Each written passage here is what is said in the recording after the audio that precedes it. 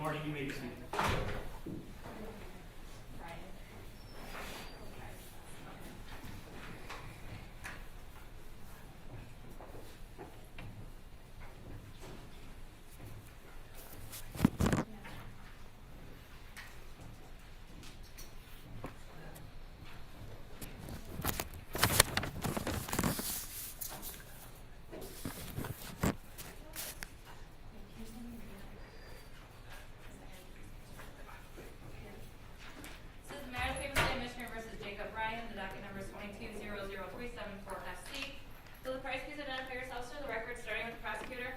For the people. Maluda Booksy on behalf of Jacob Ryan. Okay, this is the date time set for sentencing in this matter. Mr. Becker, anything on behalf of the people before I close? I have nothing about the people, Your Honor, but I do want to inform the court we have victim representatives that do wish to address the court. Okay, Mr. Booksy, you and Mr. Ryan take a seat at the council's table. We'll permit family members to make their statement.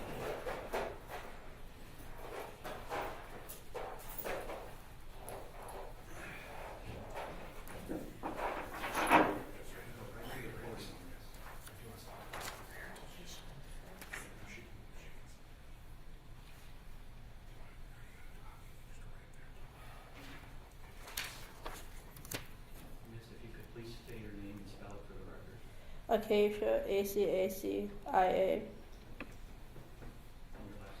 Ramirez, R-A-M-I-R-E-Z.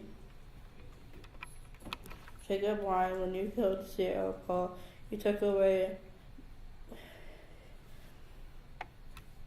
When you killed Ciara Paul, you took her away from me and her kids, and my niece and nephew. And the mother.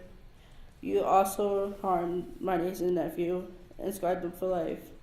Now they have to live and grow up without a mom and to read them to them and tell them to love them. I'm going to miss out on talking to Ciara about my day and what all the little things out on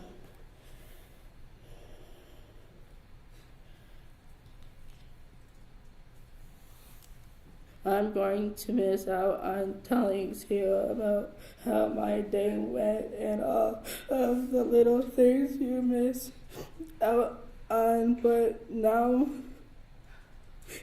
you are lost.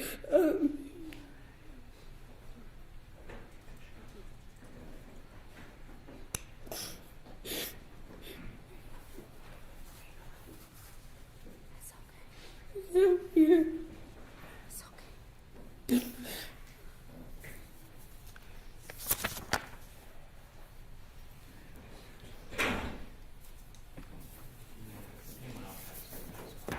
Pardon? Ma'am, what's your name? Lynn Ramirez. Okay, Ms. Ramirez, could you please provide your statement? Yes. I'm Lynn Ramirez, and I'm speaking for the Ramirez and Stevenson families. It's been an incredibly rough year and a half for us, as I'm sure it is for others in this courtroom. We were very close to Ciara and her children and spent a lot of time together. My son-in-law and I were at her home to move her just one day before the terrible events that unfolded that brought us here today. It was her desire and ours to move her closer to friends and family and the help that she needed because of her medical issues. It took many frustrating months to bring this plan together. Ciara did not know that she was walking in the valley of the shadow of death that horrible day. But we take comfort knowing that Jesus was with her. Certainly, he protected her children from death. If we had our way, she would be with us to watch her children grow and nurture them throughout their lives. Ciara should be the one taking them to church. She went with us most Sundays until COVID shut things down. She should be celebrating their birthdays with them, taking them for haircuts and hair braiding, taking them to the beach, which was one of our last outings together, or the park, teaching them to ride their bikes, and so many other milestones most of us take for granted. We thank God for Kyra and PJ's grandmother and aunts that stand in the gap and make sure that they have what they need. Ciara's sisters, Acacia, Tanika, Maya, and Jada, miss her and the kids terribly, as well as their families. She and her children were a big part of our lives. She is most deeply missed by her sister, Acacia, who talked to her several times a day, often just with an open line, saying nothing but just listening to each other's day unfold. Ciara was her best friend. She will never get over her loss, and it goes without saying how much we miss her and her children. We're comforted by the fact that we'll see her again, and she will not have any pain or sorrow and be happy and healthy. She was not a perfect mother. Who of us is? But we believe she died trying to save the children that she loved so dearly. That makes her a hero in our eyes. We pray for them every day and know that they were spared by a loving God for a purpose. We also pray that the bitterness we feel toward Mr. Ryan will be transformed into forgiveness, not for his sake, but for ours. Thank you.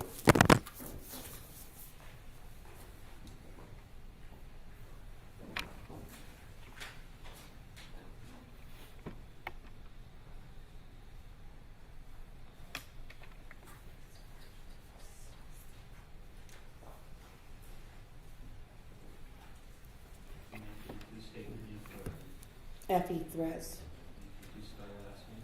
Threats. You may make your statement. I'm here on behalf of my niece and nephew, that's the survivor of what happened to their mom on that fateful day that Jacob Ryan decided to end her life. I just want to know who gave him the right to end her life so horribly, to end her life at all. And not only that, my niece and nephew had to be a witness of that, Your Honor. I am so frustrated that I cannot look at this man and tell this man how I feel about what he did to my family. He took something that was so precious to me, so dearly to me. And and I see these kids all the time. I have the privilege, and I thank God that I have the privilege to spend the time with my niece and my nephew, that I'm with them all the time. Every weekend, I'm with them. Just the other week, they were in the closet. They were playing hide and go seek at my house. Lakaya went in my closet, and I have a T-shirt of her mother hanging there, and she went, and I knew then she had seen the picture of her mother. And she said, Paul, come here. I found Mommy. She's been hiding from us. Here she is. And they just stayed there in that closet for the longest, looking at the T-shirt with their mother's picture on there. And I just don't understand why he had to do what he did to her. It was not right to her. It wasn't right. These kids, I wake up during the night, I can't sleep because these kids toss and turn. And only God knows why they tossing and turning, because I know Lakaya is old enough to understand. She said, hey, T, I'm going to tell you what happened, TT. I said, no, Lakaya, it's okay. It's okay. She said, I'm going to tell you what happened. I remember what he did. She tells me that, but I'm not going to go into that. I just want you to know, Mr. Ryan, you stole my niece's life, but you did not steal the life of her 2 children.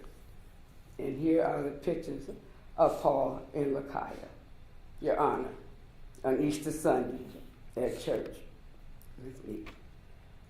Thank you, Your Honor.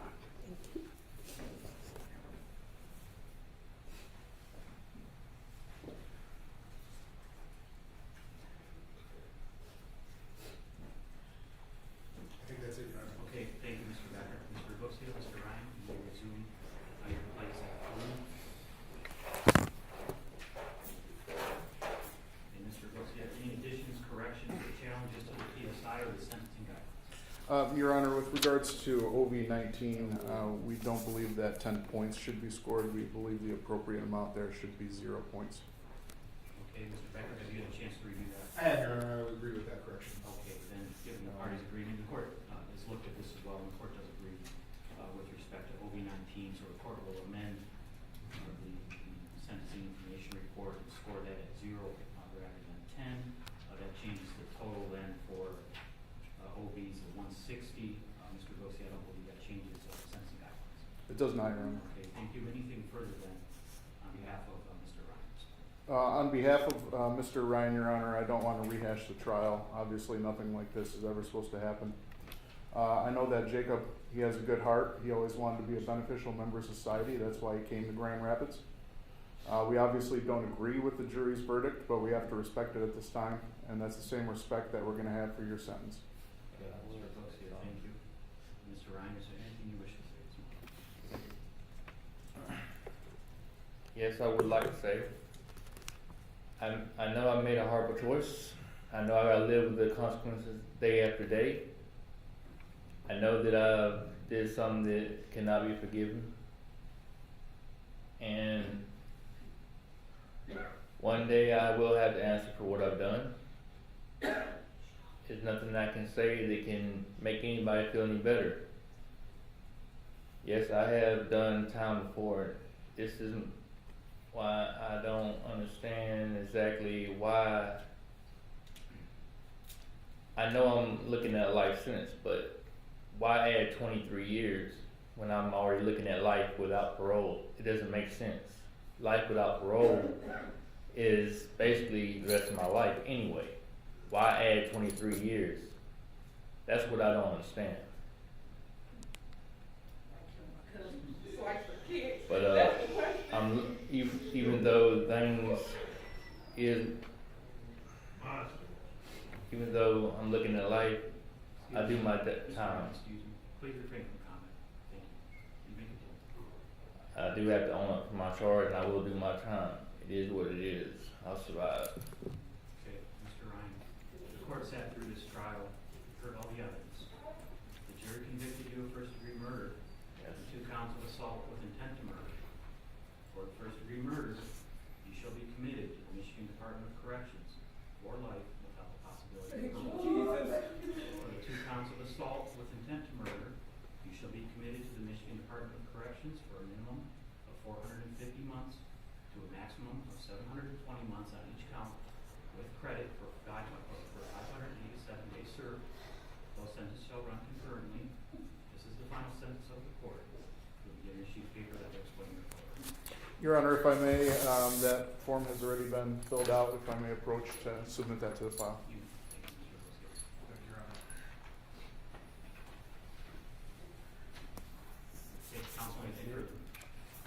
Nothing on our behalf, Your Honor. Nothing, Your Honor. Okay, we're adjourned. Take care. All See you right. soon.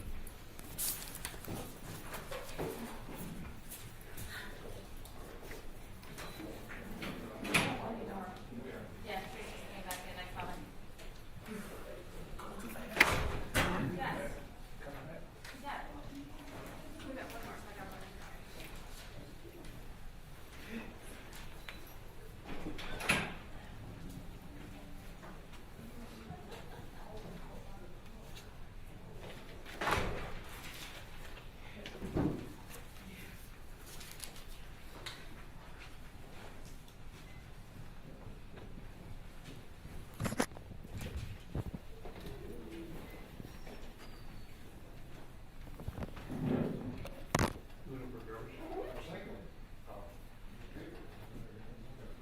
My wife told me that they don't even, they have bins, but they go right to trash.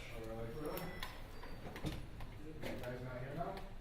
He was You're here. sitting right here. I talked to him, and while they were doing all their statements, I said, I'm gonna run